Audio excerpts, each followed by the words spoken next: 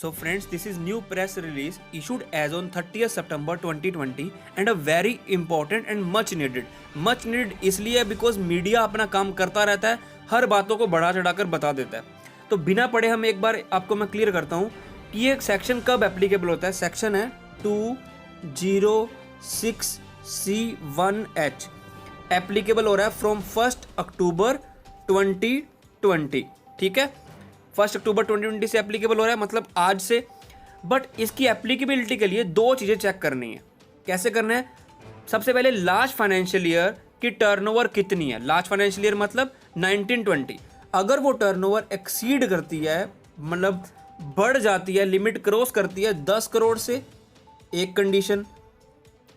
दूसरी कंडीशन है एंड लिख रहा हूं मैं कि मतलब एक कंडीशन है कि 10 करोड़ से टर्नओवर एक्सीड करनी चाहिए लास्ट फाइनेंशियल ईयर में.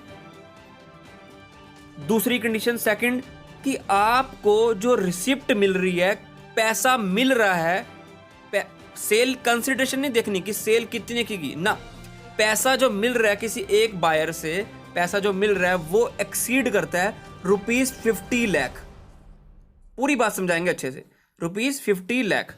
First condition last financial year में मतलब 1920 में टर्नओवर एक्सीड करनी चाहिए 10 करोड़ से. एंड 1 अक्टूबर के बाद, मतलब पूरा समझाऊंगा मैं, 1 अक्टूबर के बाद आपके पास 50 लाख से ऊपर पैसा है टोटल में इन अ फाइनेंशियल ईयर, तब आपके ऊपर टीसीएस एप्लीकेबल होगा और आपको कलेक्ट करना होगा. अब अच्छे से समझते हैं. ठीक है, अभी क्या यहाँ पे लिखा आ रहा है कि टीसीएस लगेगा 1 अक्टूबर 2020 से, बिल्कुल सही है. टीसीएस कलेक्ट करने आपको 0.1% पे, बिल्कुल सही है. बट ड्यूरिंग पैंडेमिक मतलब अप टू 31 मार्च 2021 इस रेट को रिड्यूस किया हुआ है, 25% से रिड्यूस कर दिया. तो आप काट सकते हो कितना, 0.075%. अब कब कटेगा TCS? If the receipt of sale consideration from a buyer exceed ₹50 lakh in a financial year. ठीक है, in a financial year 50 lakh की लिमिट है पूरे साल की. और कब? दूसरी कंडीशन क्या है? जब आपकी टर्नओवर एक्सीड करे 10 करोड़ से इन लास्ट फाइनेंशियल ईयर मतलब 1920, जैसे मैंने आपको समझाया. दूसरी बात, ये जो आपने 50 लाख चेक करना है कि आपको मिल रहा है, फिर से दोबारा रिपीट करूंगा बट आपको पहले बता रहा हूं, 50 लाख जो आपको मिल रहा है इसमें आपको एक्सपोर्ट की टर्नओवर का पैसा नहीं जोड़ना. सपोज करो आपको 70 लाख मिल रहा है जिसमें से 50 लाख आपका एक्सपोर्ट का टर्नओवर है, तो आप कोई भी टीसीएस कलेक्ट नहीं करोगे because export of goods has also been exempted from the applicability of these provisions. ठीक, तो इसे एक बार कैंसिल करते हैं, ऊपर चलते हैं. तो अब हम समझते हैं कि इस 50 lakh in a financial year का मतलब क्या है. देखो गाइस ध्यान से, प्रोविजन कब एप्लीकेबल हो रहा है? 1 अक्टूबर 2020 से. बट ये जो 50 लाख की लिमिट है ये इन अ फाइनेंशियल ईयर है. 50 लाख कैलकुलेट करने के लिए आपको 1 अप्रैल से देखना पड़ेगा. मतलब सपोज करो 1 अप्रैल 2020 ऑनवर्ड्स टिल 30 सितंबर आपने रिसीव किया कितना? 40 लाख. ठीक है, 30 सितंबर 2020 तक आपने रिसीव किया 40 लाख. अक्टूबर में आपने रिसीव कर लिया, अक्टूबर मंथ में 31 अक्टूबर तक 10 लाख और रिसीव कर लिया. तो टोटल कितना रिसीव कर लिया आपने? 30 सितंबर तक 40 लाख, 30 सितंबर तक 40 लाख, तो टोटल कितना हो गया? 50 लाख टोटल हो गया. अक्टूबर के एंड तक 50 लाख टोटल हो गया. ठीक है, नवंबर में आपने फिर से रिसीव कर लिया 10 लाख, तो नवंबर के एंड तक कितना हो गया? 60 लाख. तो आप टीसीएस कितने पे काटोगे?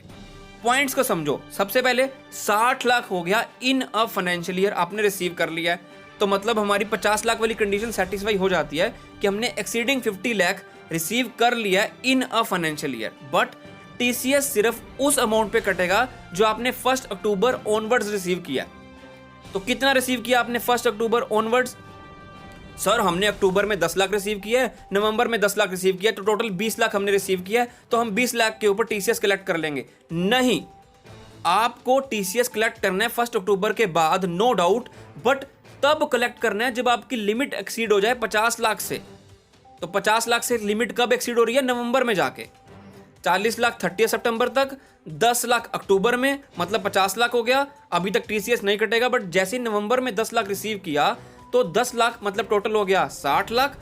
40 + 10 + 10 60 लाख. तो आप 10 लाख के ऊपर टीसीएस कलेक्ट कर लोगे। इनका एग्जांपल भी हम पढ़ लेते हैं। It may be noted that this TCS applies only in cases where receipt of sale consideration exceed ₹50 lakh in a financial year as the threshold is based on yearly receipt. 50 lakh calculate करने के लिए आपको पूरा साल चेक करना है, TCS collect करना है जब 50 लाख से ऊपर हो और 1 अक्टूबर के बाद हो। It may be noted that only for the purpose of calculation of this threshold of ₹50 lakh receipt from the beginning of the financial year, that is 1st April 2020, shall be taken into account. For example, in the above illustration, like ऊपर क्या कह रहे थे कि अगर suppose करो आपने receive कर लिया है, seller who has received ₹1 crore before 1st अक्टूबर 2020, मतलब 1 करोड़ उसने रिसीव कर लिया 1 अक्टूबर से पहले, तो मतलब एक कंडीशन कंप्लीट हो गई है कि उसने 50 लाख रिसीव कर लिया है in a financial year. Sir but ये तो 1 अक्टूबर से पहले किया है। बिल्कुल सही बात है, 1 अक्टूबर से पहले किया है, कोई टीसीएस नहीं कटेगा, बट लिमिट क्रॉस हो गई है 50 लाख से ऊपर वाली। तो 1 अक्टूबर के बाद 1 रुपया भी अगर रिसीव करते हो तो उसके ऊपर टीसीएस कलेक्ट करना पड़ेगा। सर क्यों 1 रुपये के ऊपर, क्यों? क्योंकि आपने 50 लाख से ऊपर रिसीव कर लिया इन अ फाइनेंशियल ईयर, तो जैसे कोई 1 अक्टूबर के बाद आप पैसा कलेक्ट करोगे तो उसके ऊपर आपको टीसीएस कलेक्ट करना पड़ेगा। एंड ₹5 लाख आफ्टर 1 अक्टूबर, तो उस केस में उसे टैक्स कलेक्ट करना पड़ेगा 5 लाख के ऊपर। अब सपोज करो 1 अक्टूबर तक उसने, जैसे मैंने पहले बताया, फिर से बता रहा हूं, 1 अक्टूबर से पहले उसने 40 लाख रिसीव किया होता, तो क्या आप कुछ कलेक्ट करते? कुछ करते आप टीसीएस कलेक्ट? नहीं सर, 40 लाख लिया है। अब फॉर एग्जांपल उसने 1 अक्टूबर के बाद 10 लाख फिर से रिसीव कर लिया, तो क्या सर हम करेंगे 1 अक्टूबर के बाद, क्योंकि 1 अक्टूबर के बाद हम 10 लाख रिसीव कर रहे हैं? नहीं, क्योंकि 40 लाख पहले, 10 लाख अक्टूबर में, टोटल 50 लाख हुआ। अभी भी लिमिट क्रॉस नहीं हो रही है तो हम टीसीएस कलेक्ट नहीं करेंगे। नवंबर में फिर से उसने 5000 रिसीव कर लिए, तो 50 लाख से ऊपर हो गया, तो हम कितने में टीसीएस कलेक्ट करेंगे? 5000 के ऊपर। 50 लाख से ऊपर जितना रिसीव हो रहा है उसके ऊपर हम टीसीएस कलेक्ट कर लेंगे, तो कोई दिक्कत नहीं है। इन्होंने यही एग्जाम्पल में बताया हुआ है। दूसरा इन्होंने बताया हुआ है, जस्ट 1 सेकेंड, कि ये जो अपना टीसीएस है, this is as good as हमारा टीडीएस। जैसे आपको टीडीएस की डिडक्शन मिल जाती है, वैसे ही आप टीसीएस की भी डिडक्शन ले लोगे, जिससे हम टीसीएस कलेक्ट कर रहे हैं उसको इसका बेनिफिट मिल जाएगा।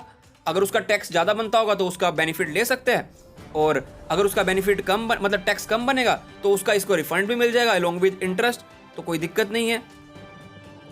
तो आई होप आपको वीडियो अच्छी लगी होगी। वीडियो में कुछ भी अच्छा लगा तो लाइक करना, चैनल को सब्सक्राइब करना और लोगों के साथ शेयर करना। तब तक के लिए जय हिंद, जय भारत। Thanks for watching.